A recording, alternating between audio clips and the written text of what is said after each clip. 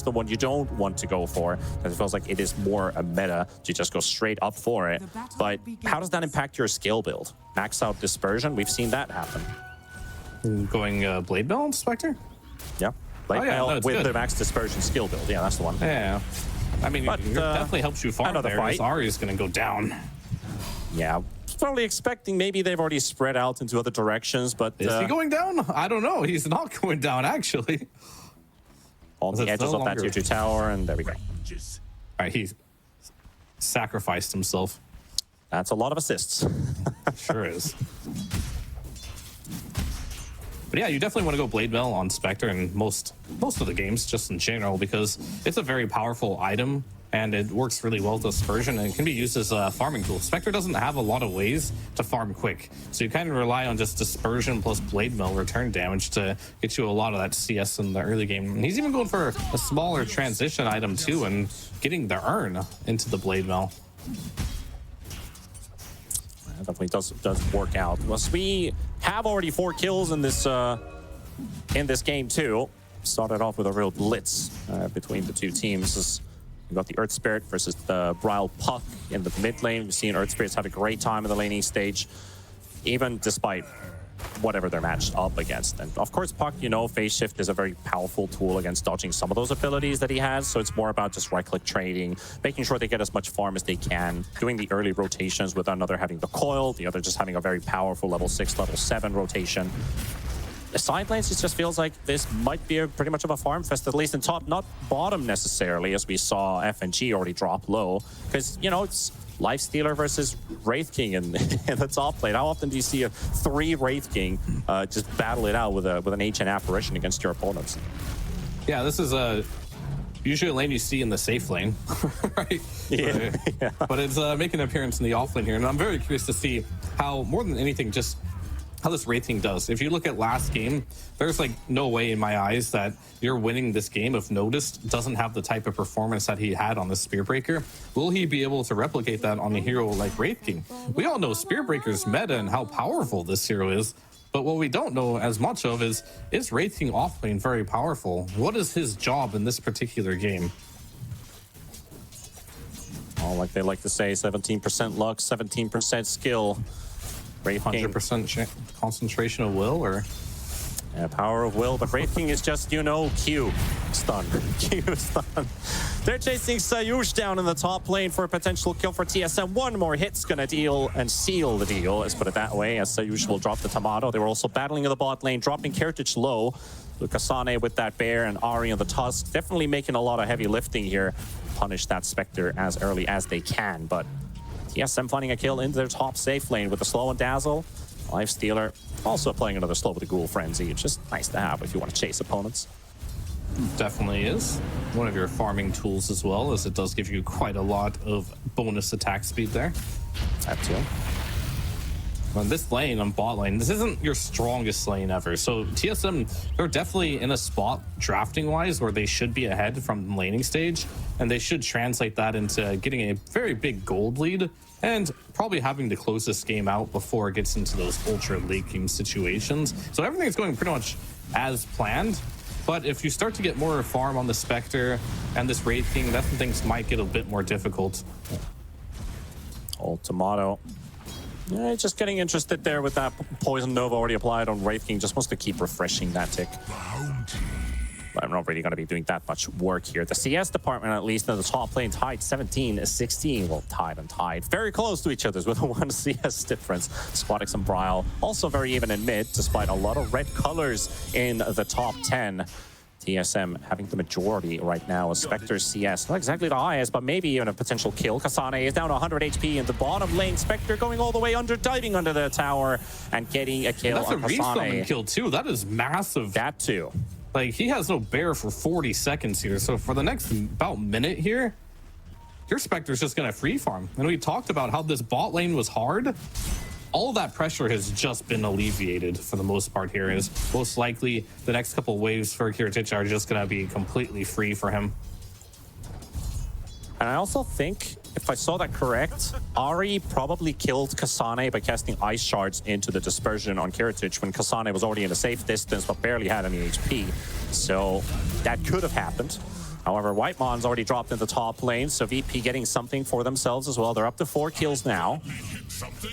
Been able to at least punish this Dazzle. Not a lot of max HP to work through. Well, this is a bit surprising too. I would assume this Dazzle, one of the strengths of this hero, hasn't changed that much. Is the poison touch is really strong against heroes that can't get away from it, and Wraith King isn't really a hero and AA that can get away from it. But still, I think they're overperforming here, VP in the laning stage, and we do talk about this late game and how scary their heroes do look in it.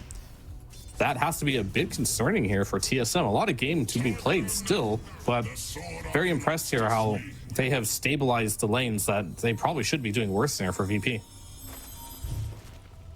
Definitely should. And Squadix is actually pretty high up here, tied up with Bryle in net worth. Also with that Lifestealer following right behind. It is VP's side lanes that are following up behind. And they're going to make an attempt onto Squadix with the coil. Ari's right there to help him out with Whitemon. But FNG and Sayush, they've got the power. And they will apply it onto TSM. Whitemon trying to make a run for it, but the Magnetize is going to be there. Bryle is on solo 1 HP. Can Squadix get another Remnant? Yes, he can, but he's still got Sticks and Fairy Fires. Nevertheless, 1 kill, 2 kill, rune secured. Squadix happy. And you just saw the power of Phoenix against Tusk right there. This is why they picked the Phoenix into the Tusk. You run in there with the tag team, right? You want to get the damage done, but you pop the Fire Spirits on top of 2 heroes there, and all of a sudden you're not getting the right clicks. Therefore, you're not getting the damage done there, which makes it an easy turn there for virtus.pro. Talk about the power of the sun. It is quite powerful.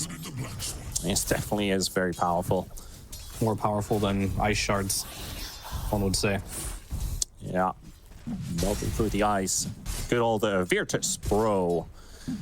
As already mentioned, you know, it's not the VP of the old days. The roster is very different to what it has been, but already giving us a show, at least in game number 1, and not afraid to also experiment with something different, because this Wraith King's yet to really be played in the offlane.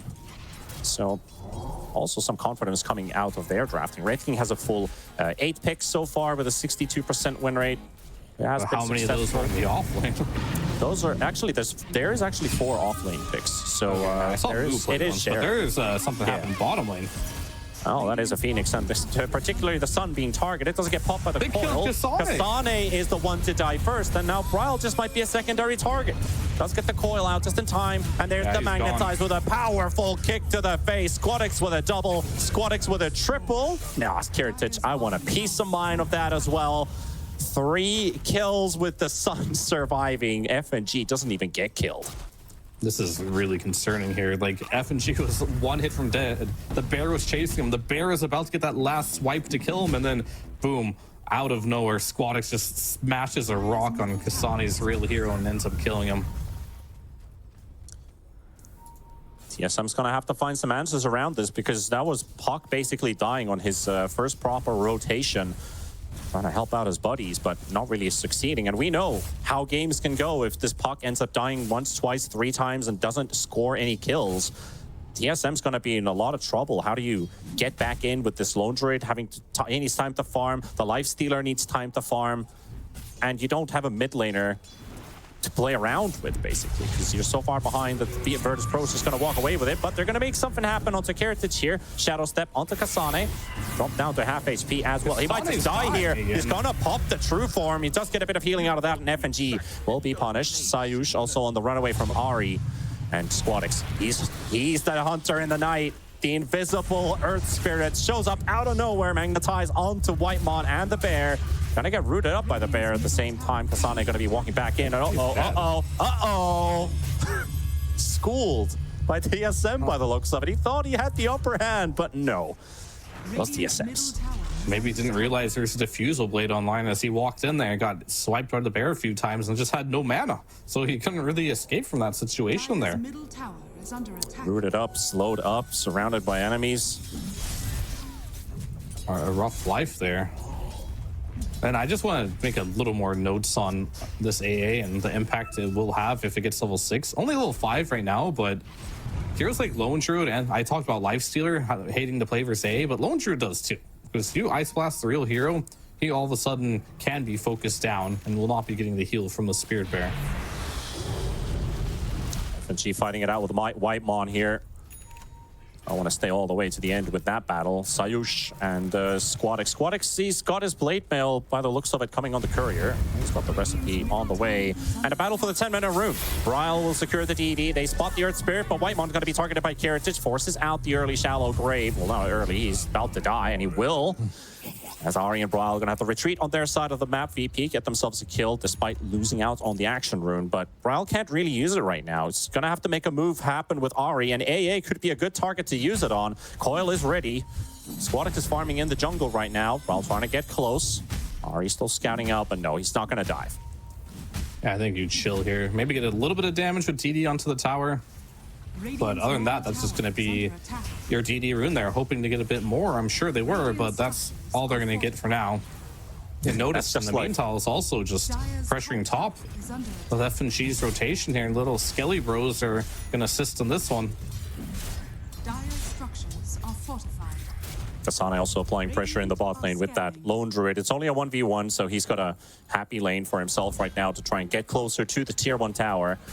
But VP's mid tower down to 800 HP. Very soft right now. TSM also smoking up towards top. F&G is still in the tree line.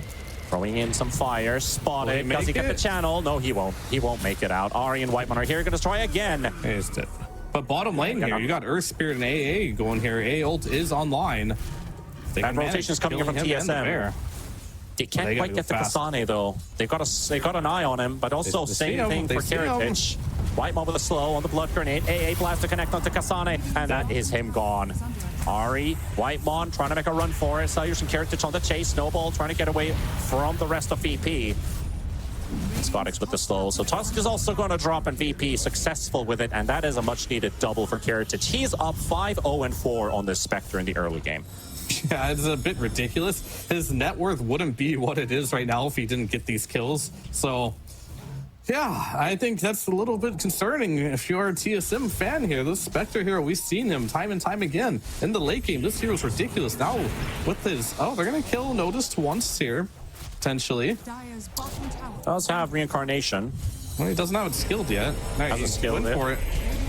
He needs help at the same time. He sees the orb. Yeah, now you're going to get some backup because there's a lot of heroes here. F&G coming with the heal, but Brawl's going to go for the silence. Tomato under the tower. You're going to help your life stealer around. He's going to move away with the pop the sun, and they're forcing them away. Infest inside the Tusk, but Tusk, there's going to be a bit of a surprise inside. Does TSM get to use that surprise, or are they just going to die one by one as they've lost Ari, and Tomato is dead as well. Bryle can't do much with that haste rune, and TSM losing a core and a support from their aggressive move. But Kasane, he will be able to take down that Spectre on a mano-a-mano.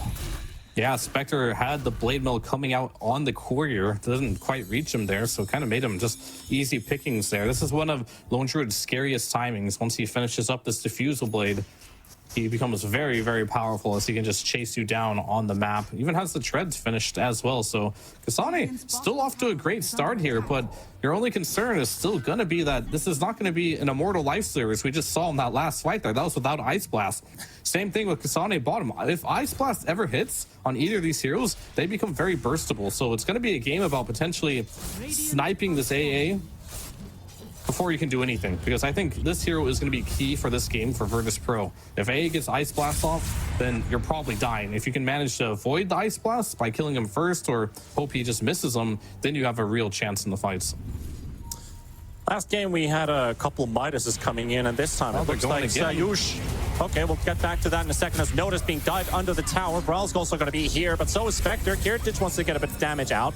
And Sayush has the Ice Blast ready. Onto Tomato, trying to get to the high ground, and he's going to be history. Whitemon's dead too. Ari might just be a third kill going for virtus.pro. He's got nowhere to go, and that Wisdom Rune secured by VP.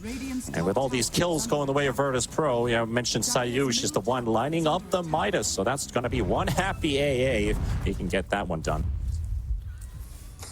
I don't know if that's... All right, he commits for the Glove of Haste. That is a full committal. He wants the Midas, and I think we're seeing a clash of two different ideas of how to play the game.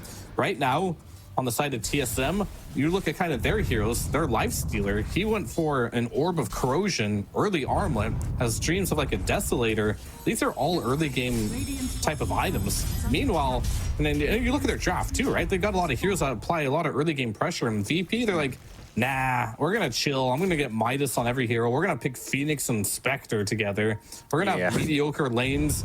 We'll just get to the late game and everything will be okay.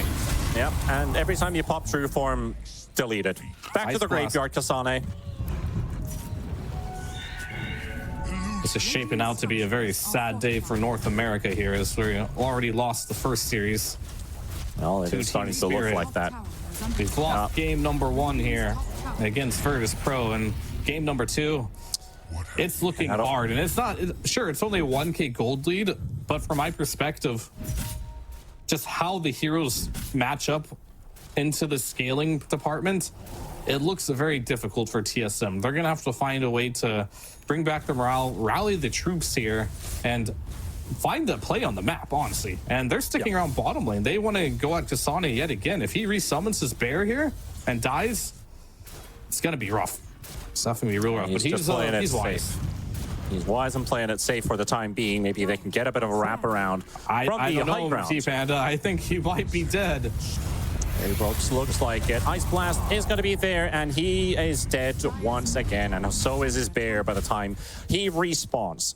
Also, to kind of paint the picture a bit about virtus.pro's road to the international with this entire year. This is a team that was the regional qualifier winner from East Europe. This was the team that was always fourth, Tour 1 4th place, Tour 2 4th place, Tour 3 4th place, missed out on every single major. They've made their way here, and now they are actually looking at a shot, without playing a single major this year, of going potentially into the upper bracket of the main event. Well, then you have TSM. Then if they're TSM, just showing it. That have been to a major, haven't had too much success, so you're just going to be hunted here at the same time. They're the second top team from North America, and this series just looks like virtus.pro has been a tiny bit better, making a little bit less mistakes than what TSM has been making. So they know that, they understand that, but VP, if you look at it from their perspective, they probably came as underdogs to the series, but they're not looking like underdogs at all.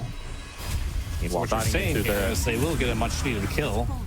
We'll get that, but how many are they going to lose with this trade? Ari is already being targeted on. Whitemond's about to drop the notice. Tomato's trying to fight back, but this Lifestealer without a death, so his damage is limited. Squadix will take down one, and there's a TP attempt from Tomato, and he will be able to get out with the help of the Rage. So only 2 supports traded off for FNG's Phoenix. I mean, without a doubt, that TSM is the second best team in North America, right? Maybe potentially first. It's a hard debate. I'd say second. But if you look at the road that virtus.pro has to go through to go to any of these majors, they have to get through teams like Team Spirits. They got to go through 9pans. They got to go through Bedboom team. Those 3 teams have been dominating the Eastern European scene. But they're showing us here that in Eastern Europe here that you have their potential 4th best team here is still damn good. Yeah. And what a show. And you got to give respect to that. Yeah, to have 4 teams at this level from one region is really just something else, to be honest. Talk about the West European story. It's always been like, yep, there's 4 teams, and they all seem to always be in the top 4 of a major event. Potentially even, you know, remember last TI, for example, was a European final. So East Europe is following in the footsteps and really making their own mark on the map as well. If they can get to the upper bracket, that is a story for this VP roster. Because last year, they were all pretty much Division 2 players. They are so far away from what you look at Tier 1 teams. And now they've really built up a story that they can be one of those. They could definitely be one of those at the road to the international. It's definitely here. I'm gonna tune back into the game here. I'm just gonna do a little update on like some itemization here. FNG is going straight Hex Rush on his position 5 Phoenix, and he is not that far away from it. Just 1,000 gold here until he has that. We got the Midas stream coming out for Seiyu. We're talking about greed here, right? Both games, they're playing for the late game. They're playing for moments like that. Even though they're winning the early game here, they're still playing in a fashion where they want to scale. Your Wraith King, he's got a Desolator on top of the armlet as well. They're trying to find Kasane. They know that the bear's hitting, so Kasane is probably somewhere around the area to roll in, and they finally find him, but they also find Whitemon, and they've got 2 targets to take with the Shadow Step right on top of the Lone Dredge. He's trying to TP over with the Ice Blast coming in. And it doesn't actually connect. He will be able to teleport home and stay alive, but the bear the bear's not as lucky. Yeah, he potentially could have died there if the Ice Blast hit, because he would not have healed from the fountain. He would have lost more HP because his bear would have died. Very fortunate there. Fire spirits, yeah, could have probably died. Very, very fortunate, but still the name of the game for TSM right now, it's kind of just run away. And honestly, it's more like paranoia. I think Sane, at all stages, is just a little bit paranoid that he's going to die. It's not shaped out to be a very fun game for him to play, so maybe TSM with the rest of their cores are able to step up. Ari is going to be able to pick up the shard from this Tormentor kill, while Roshan has also been taken by a virtus.pro. Spectre almost ready with a Radiance, 500 gold short. So more trouble coming TSM's way. Not what you want to see right now. I mean, then the scalability, if you just look at the Lifestealer, right? He is getting outscaled by the Wraith King. He's out farming him. They're building the same items, but you already have the Desolator online for the Wraith King, where Tomato's still going for it. We talked about how he can't man fight. Like, I'm struggling to find good points for TSM right now. Okay, a bit of an attempt on a bait. Notice was just hanging around there waiting for the Ice Blast to land on top, and maybe somebody jumps him, but they jump after, and Bryle's gonna get silenced right away. The puck's gone! Bryle doesn't get to do anything. He does not get to play Dota, and by the looks of it, neither does the rest of TSM. They're trying to go for the run. Whitemon, they're taking so much damage from this Magnetize, an ultra kill for Squadix. They got nothing done. They got nothing right on TSM. Oh my goodness, how much damage is being dealt. That's 4K and a Tormentor for VP. Nice and easy for them. If you look at the AoE damage potential that you have, you got Phoenix, right? You got that Earth Spirit. You've got the AA. There's a lot of AoE damage, right? And on the side of TSM, they go into this fight like single target Tusk, single target Dazzle, single target Lone Druid, single target Lifestealer, and they're using all this single target onto like this Wraith King. You'll see here, he's tanking all this damage. Like, I guess we'll do what we can here. And Bryle's trying to go in the backline, instantly gets silenced. So really well played by Squadix here on this Earth Spirit. He's been crushing it. But these team fights, with the way you draft on TSM, you had to have a good start. You needed to snowball the game. In a position like this, your comeback potentials, it's so difficult. I think you just have to split up and farm and just be greedy. Maybe this Lifestealer needs to turn this Mithril Hammer into a Maelstrom or something. By the looks of it, because he still doesn't have a Desolator, and he still won't be able to farm it as he's hunted down in the mid lane. And we talked about how strong a mid Earth Spirit can be early on with a godlike spree. He is 13, 1, and 10 on Squadix at 22 minutes with that ultra kill that he scored from that last team fight. Almost a rampage, but not quite. But yep, Desolator, it's still in the works. Still in the works. That's your boy Wraith King, who already has a Blink Dagger. Doesn't even have dreams of AC. AC coming soon. Hex, yeah, that's completed on Phoenix. So, and of course, you do have your Midas on the Ancient Apparition now. This feels like just like a taunting Midas. You know, yeah, it does remind me of a lot of pubs. My Pos 5 AA wants to build a Midas so he can just chill at the back of the fights and, you know, get a casual Midas pop every now and then, and maybe get an Aghanim to amplify the old Ice Blast that used to be. Now you just get that lovely, lovely chilling touch. Kind of turned into a Dark Willow of sorts, as Ari, you're going to get hunted down by VP. But at the same time, yeah, he's like, I'm just going to go for it. You know, that's the Sayush way of playing Dota. Yeah, these are like the saddest games to Tomato. play. Not again. Yeah, that's a Hex, by the way. Position 5 Phoenix has a Hex at 20 minutes. Yeah, okay, so these are the games I was going to say. Whitemon, he's probably going to go down here too, most likely, as he has no TP. He's just going to stunned up. Yep. And that's the thing too. Noticed he also went for the 26 skeleton attack damage taunt instead of the extra stun duration. He just really is feeling like this is the greediest I've ever seen a team be, and they're getting away with it. Literally getting away with murder here. And they are already on the high ground, finishing off a potential first lane of racks. Yes, and they have their heroes respawning shortly, but the entire VP roster, they are here. They're spread it out, making sure the waves are pushing. Squadix also clears out the bottom wave. which Kasane, you know, he's just farming the jungle right now. He's not even pushing the lane, as they will take a mid lane of Rax secured 24 minutes in. It does look like they're not done yet. They have a creep wave at the tier 2. Ice Blast bottom. They're actually targeting Kasane. They see him. There's a hex. His worries, his problems aren't over yet. Let's get the fear off in time. No Ice Blast to take, but still is dead. Death number 6 is a certainty for Kasane. Heritage is toying around with him a little bit there, but that's going to be kill number 9, and another dominating streak being built up on the Spectre. Virtus.pro just playing with their food here, and TSM doing everything that they can do. It's just, unfortunately, in this moment, there's not a lot that can be done. I think they do just have to just sit in base, kind of split push what they can. Maybe the answer is going to be summon Fest Bomb, but we just now finished our Desolator at 25 minutes into the game. Poor Tomato here just doesn't have a game whatsoever. He's the lowest farmed core in the game. Phoenix is getting close to having the same net worth as him. So even if they do using a Fest Bomb, I'm not sure who they can kill, but I guess it has to be the AA. If they can manage to kill the AA or the Phoenix before they get spells off, maybe that's how you shape up one of these team fights here. It's an opening for sure, and Browl's been trying. We talked about the puck. That's a great backline snipe, but the moment he shows up, Squadex has been there to instantly silence the puck, so you don't really have any defensive item. They don't have a single defensive item to even dispel at this point any silence that is applied onto Browl's puck. So no Lotus Orbs, no other proper saving abilities. Maybe just the Dazzle has to instantly shallow grave. Okay, now you can go in so you don't die. But that's not the way you really want to play this one. And he's also forced out right away.